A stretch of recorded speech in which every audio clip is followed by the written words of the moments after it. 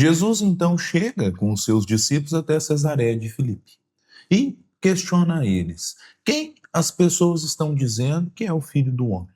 Eles então lhe respondem: uns dizem que você é Elias, outros dizem que você é Jeremias ou algum dos profetas. Ele então questiona: mas e vocês? Quem vocês acham que eu sou? Simão então toma da palavra e diz: tu és o Cristo, o Filho do Deus vivo. Jesus então fala que a partir de então ele seria Pedro. E sobre essa pedra ele construiria a sua igreja. E nos dá ensinos que são capazes de modificar as nossas vidas. Quer saber sobre isso e muito mais? Venha conosco no estudo sequencial do Evangelho de Mateus, se tratando de um vídeo de apenas 15 minutos, onde nós vamos se aprofundar no estudo do Evangelho, porque estudar o Evangelho é mergulhar no amor do Cristo. Venha conosco. Sejam bem-vindos a mais um estudo do Evangelho. Hoje nós vamos começar uma parte muito importante. A partir de então, começa-se assim, vamos poder definir um ministério ainda mais aprofundado ali de Jesus através dos seus discípulos. Entrando já numa fase aonde nós vamos vendo que já caminha até o seu martírio em si. No capítulo 16, versículo de 13 a 20, é o que nós vamos trabalhar hoje, é a profissão da fé e o primado de Pedro, aonde nós vemos que Pedro ali é chamado e Jesus o coloca que sobre ele construiria a sua igreja, que houve várias interpretações e hoje nós vamos alicerçar um pouco mais o que seria essa igreja de Pedro em si. Não de Pedro, né? Mas aonde Jesus fundaria ali sua fé, que não tem nada a ver com uma religião em si. Já digo que é bem maior. Então venha conosco para hoje nós podermos retirar um pouco da essência disso daqui e você vai ver que engrandece e muito a sua vida. Quem nunca participou desse nosso estudo, apesar de ser um estudo sequencial, você vai dizer assim, nossa, mas eu tenho que ir lá e ver os outros vídeos. Não. Fica nesse vídeo, porque a grandiosidade do Evangelho é justamente que você pegue uma parte dele, retire dele a essência, engrandeça a sua vida. Aí depois estudar em sequência também é muito importante. Aí se você gostar do nosso estudo, vai lá no canal do Neto Honor Abreu, tem a playlist do nosso estudo e você vai poder colocar desde o primeiro vídeo em si. E aí engrandecer cada vez mais. Já aproveita também, já se inscreva no canal, ativa o sininho para você receber as notificações, curte também esse vídeo e compartilhe ele com alguém que você ama, porque não apenas estudar o Evangelho é bom, mas principalmente levar essa mensagem de Jesus até outros corações é muito importante. Então nós vamos vendo que Jesus chega até a Cesareia de Filipe e ali questiona os seus discípulos. O primeiro ponto é que é interessante, ele fala assim, o que dizes, o que as pessoas estão dizendo que é o filho do homem? Primeiro ponto de nós definirmos o que seria filho do homem. É bom porque no Evangelho Redivivo traz estudo aprofundado da doutrina espírita no livro 2, edição número 7, pela FEB, de Marta Antunes Moura, ela traz o seguinte: desta forma, filho do homem é aquele que nasce, cresce e se evidencia pela capacidade de transformação de si mesmo sob a tutela amorável de Deus. Ou seja, já seria aquele filho, como todos nós, mas aquele que já progrediu. Ele nasceu, ele cresceu e ele se destacou em si pela sua transformação, pela sua capacidade. Então já seria o mestre, o modelo e o guia, realmente aquele espírito puro, aquele que se purificou muito tempo atrás. E Jesus ainda falava, vós podeis fazer o que eu faço e muito mais. Por isso que ele era um modelo. Lá no Livro dos Espíritos perguntam qual que é o modelo mais perfeito que foram colocados a nós. O modelo é o quê? Aquilo que você se espelha para um dia você chegar. E aí ele se responde, vinde Jesus. É o modelo mais perfeito em si. E aí é importante que eles respondem algo muito curioso. Uns falam que tu és João Batista, outro que é Elias, outro que é Jeremias. Mas espera aí, Elias, Jeremias ou algum dos outros profetas.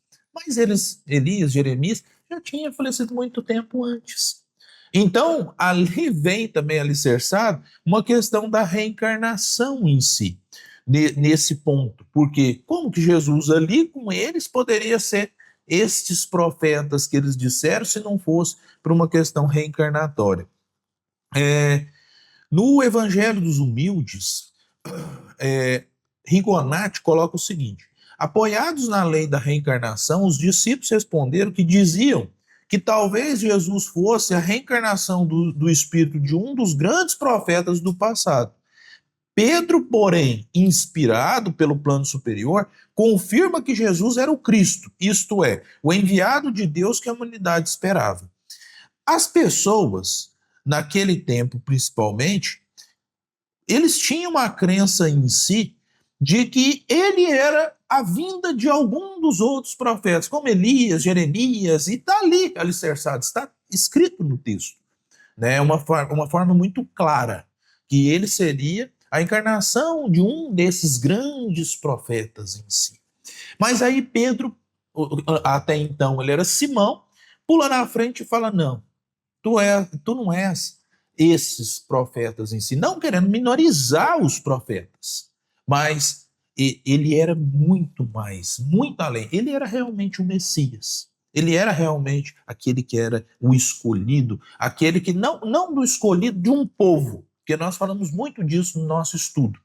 Não era o escolhido do povo judeu, aquele que eles esperavam em si, porque eles tinham uma imagem do Messias, né? Que ia vir libertar o povo com um cavalo em si, até a força, até Judas tinha esse tipo de pensamento. Nós vamos vendo até na série The Chosen, que apesar de não ser muito apoiado em fatos históricos, ele traz uma dramaticidade, tem alguns personagens que não estão nos livros sagrados em si, mas ela retrata muito bem. Judas começa a questionar, falou assim: mas peraí, se ele é o Messias, por que ele não. Cadê o exército? Como é que ele vai tomar o poder? Como é que é assim e tal? Então, muitos dos judeus tinham essa imagem muito de um líder de exército, de um líder político, de alguém que ia vir com todas as forças de um ponto de vista material. E aí vem o Messias de um ponto de vista espiritual.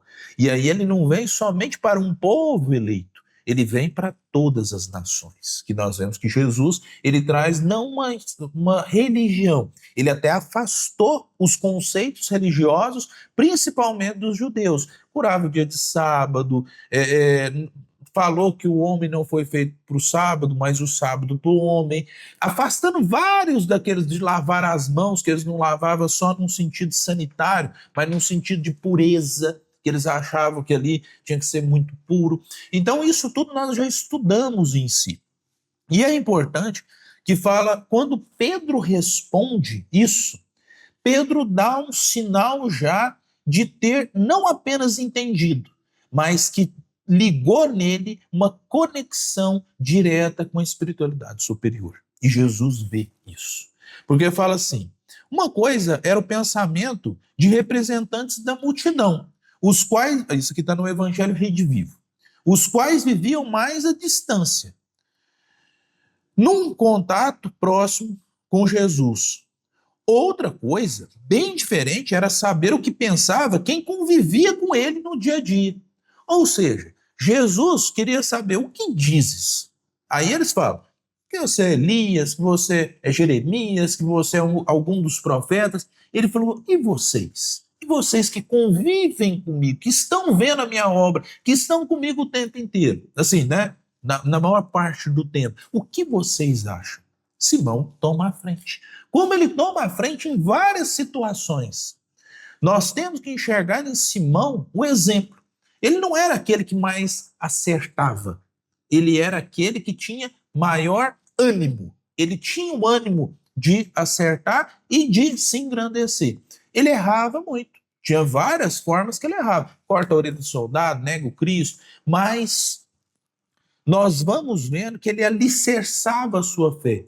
E Jesus viu ali nele essa potencialidade. Isso é o exemplo maior para todos nós. Isso é a primeira essência que nós temos que ver. A forma que Pedro responde. Pedro responde de uma maneira categórica. Tu és o Cristo, o Filho de Deus vivo. E Jesus responde de uma maneira muito categórica também. Bem-aventurado és tu, Simão, filho de Jonas, porque não foi a carne ou o sangue que te revelaram isso, e sim o meu Pai que está nos céus. Também eu te digo que tu és Pedro, e sobre essa pedra edificarei minha igreja. E as portas de Hades, que é as portas ali do reino em si, da morte a ela, não. Vamos parar aqui. Jesus, então, vê em Pedro uma resposta coerente. Então ele fala: tu és Pedro, e sobre ti edificarei a minha igreja. E aí as pessoas falam assim: ele fundou ali a religião. E a igreja é uma religião em si. Não. Sobre ti fundarei a minha igreja. Não num sentido de religião, mas num sentido de doutrina. Sobre ti edificarei realmente a pedra angular dos meus ensinamentos. E ainda aqui no Evangelho Redivivo fala assim: é por isso que muitos estudiosos concordam que o marco inicial do movimento cristão está assinalado na resposta inspirada de Pedro, pois foi aí que se identificou Jesus como o Messias de Deus. Porém, Lucas entende que o movimento cristão começou efetivamente em Pentecostes. Mas, para o Espiritismo, não há a menor dúvida de que, independente de onde começou, Jesus é o Mestre e o Divino Messias. E é interessante que fala assim, e mais, para o homem, Jesus representa o tipo da perfeição moral a que a humanidade pode aspirar na Terra. Deus nos oferece como o mais perfeito modelo, e a doutrina que ensinou é a mais pura expressão de sua lei, porque sendo Jesus o ser mais puro que já passou e apareceu na Terra, o Espírito Divino o animava. Isso está no Céu e Inferno, nas obras de Allan Kardec, na questão 625, comentários, página 286. E para arrematar, assim, arrematando, já partindo para o final, é importante que nós temos em vista assim, a palavra de Jesus se tornou, aí nós vamos ver por que é Pedro, e sobre ti edificarei minha igreja. Não é uma igreja religiosa, mas sim igreja entendida de um ponto de vista maior, de um ponto de vista de doutrina realmente em si. Em si da congregação, ou seja, aqueles que realmente iriam seguir as palavras ali do Cristo em si. E ainda fala aqui de uma maneira muito sublime em si, que fala assim, a palavra de Jesus se tornou a pedra angular, isto é, a pedra de consolidação do novo edifício da fé, ou seja, era uma doutrina nova, desalicerçada totalmente dos judeus ali que pregavam uma religião totalmente diferente.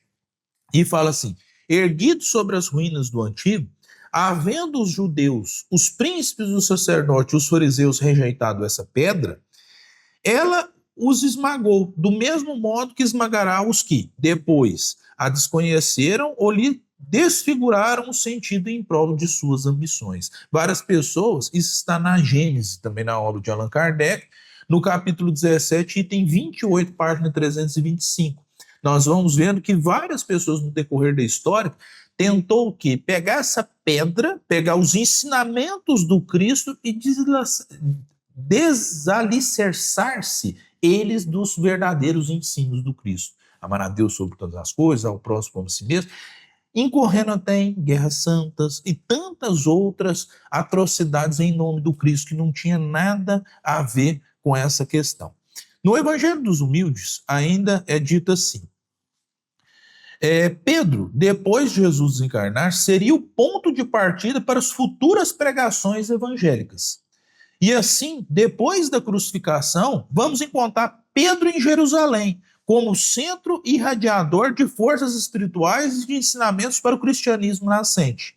E mais tarde, ao lado de Paulo em Roma, Pedro articula os trabalhos evangélicos que desenvolviam na grande cidade, trabalhando fielmente até cair vítima da perseguição.